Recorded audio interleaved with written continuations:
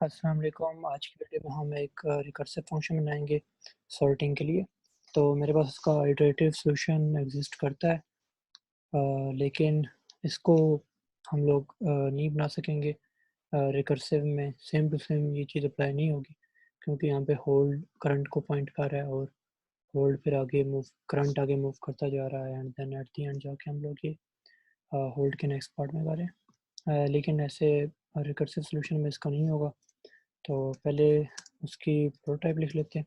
अगर ऐसे हो सकता होता तो फिर हम लोग को सिर्फ करंट पॉइंटर पास करा के काम हो जाता, लेकिन उसकी एक वजह है, वो नहीं ऐसे हो सकता, क्योंकि यहाँ पे एक तुम्हारे पास अब करंट पॉइंटर आ गया और बीच में आपको दिखा दूंगा मैं कि क्या मसला आएगा, और एक उसका नेक्स्ट पार्ट आ गया। तो इसके ऊपर ही हम लोगों ने करना है।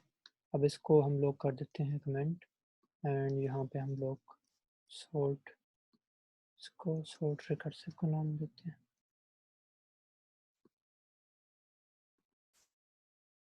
इसमें हमारे पास हेड होगा और हेड का नेक्स्ट पार्ट होगा। अब हमारे पास अगर तो करंट नोड नल है, तो हमारे पास मतलब कोई एलिमेंट एग्जिस्ट नहीं करता अब, तो उसे हम लोगों ने कर देना है, यहीं से रिटर्न कर देना है। या फिर अगर तो उसका नेक्स्ट पार्ट भी नल है, तो फिर सिंपली रिटर्न कर देना है यहाँ से। ऐसे क्यों करना है? क्योंकि अगर उसका नेक्स्ट पार्ट पर तो नल है,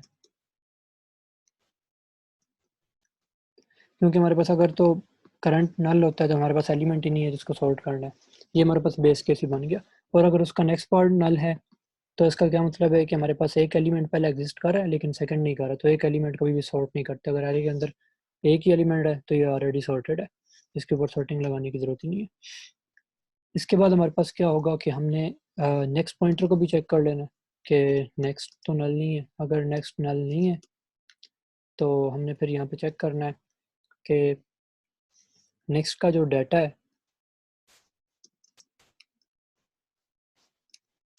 वो लेस देन तो नहीं है कि भाई हमारे पास करंट के पॉइंटर से। अगर तो ऐसे है तो हमने इसको रिप्लेस कर देना है, क्योंकि हमारे पास जो करंट नोड के आगे नोड होगी वो हमेशा लेस देन होनी चाहिए। तो यहाँ पे रूल्स जो है वो ये कह रहे हैं कि हमारे पास अगर तो अगला अगला एलिमेंट हमें लेस मिलता है तो हम उसको स्वैप कर देते हैं। तो इसके लिए मैं एक टेम्परेरी पॉइंटर के अंदर जाके उसका डाटा स्टोर करवा लेता हूँ। ये टी जो है बेसिकली मेरे पास ये उसका है टेम्पलेट आर्ग्यूमेंट है, तो वो जेनेरिक क्लास बनी हुई है इसलिए यहाँ पे टी आ रहा है। आप यहाँ पे बेसिकली यहाँ पे फिर इंटीजर आपने स्वैप करना है। तो करंट के डाटा को यहाँ पे स्टोर कर लेते हैं। करंट के डाटा में नेक्स्ट का डाटा आ गया और नेक्स्ट के डाटा में टेम्प आ गया। इतना काम हो गया। अब जब इतना काम हो जाएगा तो फिर हमने यहाँ पे दोबारा इसके ऊपर से रिकर्सिव फंक्शन कॉल कर देना है, क्योंकि हमें मतलब एक करंट पॉइंटर यहाँ पे इसको ऐसे कॉल करेंगे सॉर्ट रिकर्सिवली। करंट तो वही रहेगा लेकिन नेक्स्ट पार्ट जो है वो चेंज हो जाएगा। अब ये नेक्स्ट के नेक्स्ट पार्ट में जो है पॉइंट करेगा, और फिर उसके बाद आगे वो जो है अब करंट वहीं पे रहेगा लेकिन जो अगला एलिमेंट है वो चेंज हो जाएगा। तो फिर आके दोबारा से वो कंपेयर करेगा।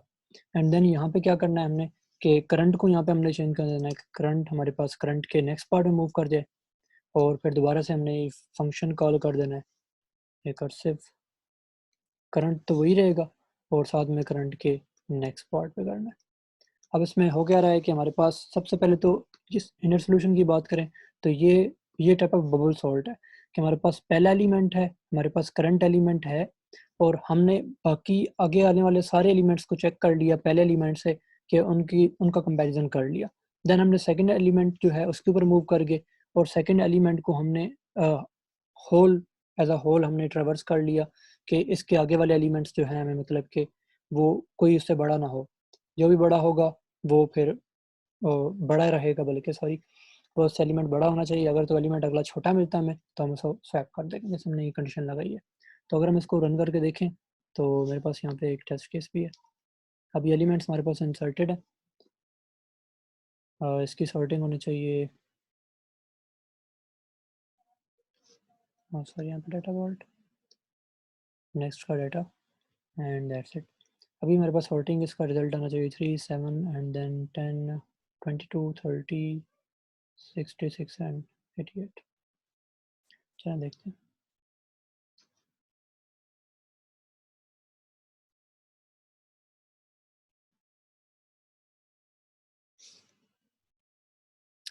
Three, 7, 10, 22, 30, 68 and 80।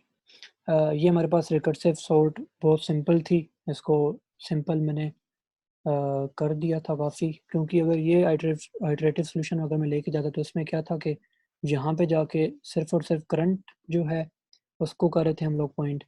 तो उसके बाद मैंने यहाँ पे एक पॉइंटर लेना था जो कि नेक्स्ट नेम का यहाँ पे था। अब इसको अगर मैं मूव कराता नेक्स्ट को, नेक्स्ट ने पॉइंट करना था करंट पे, करंट के नेक्स्ट पार्ट पे, सही। तो इसने इसके नेक्स्ट पार्ट में पॉइंट करना था और हमारे पास यहाँ पे हमने दोबारा से नेक्स्ट पार्ट के ऊपर हमने चला देना था। और यहाँ पे हमारे पास करंट का तो फिर रिकॉर्ड रहना नहीं था, तो हमने नेक्स्ट के नेक्स्ट पार्ट में इसको मूव करवाना था। अब इससे होना क्या था कि जैसे ही हमने नेक्स्ट पॉइंटर में करंट का नेक्स्ट पार्ट स्टोर करवा दिया, यहाँ पे कंपैरिजन तो ठीक हो गया पहले वाली नोड का, लेकिन हमें फिर करंट के नेक्स्ट पार्ट को यहीं पे मूव करवाना पड़ा, क्योंकि हमें मतलब कंपैरिजन जो अगला करना है वो बेसिकली करंट का करना है और करंट का नेक्स्ट पार्ट का करना है। तो करंट करंट के साथ उसके नेक्स्ट पार्ट का यहाँ तक हो गया था। अब हमने क्या किया कि करंट के नेक्स्ट पार्ट मतलब कि सेकंड एलिमेंट को आगे भेज दिया। सेकंड एलिमेंट का अगला पार्ट मतलब कि थर्ड पार्ट जो है वो नेक्स्ट में आ गया और सेकंड और थर्ड का कंपैरिजन हो गया and so on so forth. लेकिन यहाँ पे आके हमारे पास अब नेक्स्ट पॉइंटर जो है वो एट द एंड वाला जो हमारे पास नोड होगा उसको पॉइंट कर रहा होगा। ये हमारे पास ऐसे काम नहीं करता कि पॉइंटर एक बार अगर चेंज कर दी है, बेशक आप डीप डाउन रिकर्जन में चले गए तो पॉइंटर ने एक बार वैल्यू चेंज कर दी तो वो वैल्यू चेंज ही रहेगी। वो वैल्यू मतलब कि अगर नेक्स्ट पॉइंटर को आगे मूव करते रहे हैं तो जब वो ये वाला सारी रिकर्जन कंप्लीट करके दोबारा स्टेप पे आएगा तो नेक्स्ट के अंदर आखिर वाला जो है हमारे पास करंट अब आगे मूव होता रहा है तो आखिर वाला एलिमेंट होगा या फिर नल होगा, क्योंकि करंट के नेक्स्ट पार्ट नहीं, नल नहीं हो सकता क्योंकि अगर नल हो तो यहाँ पे रिटर्न कर देगा। नेक्स्ट के अंदर हमारे पास आखिरी वाला एलिमेंट उसका एड्रेस स्टोर होगा और उसका नेक्स्ट पार्ट नल होगा।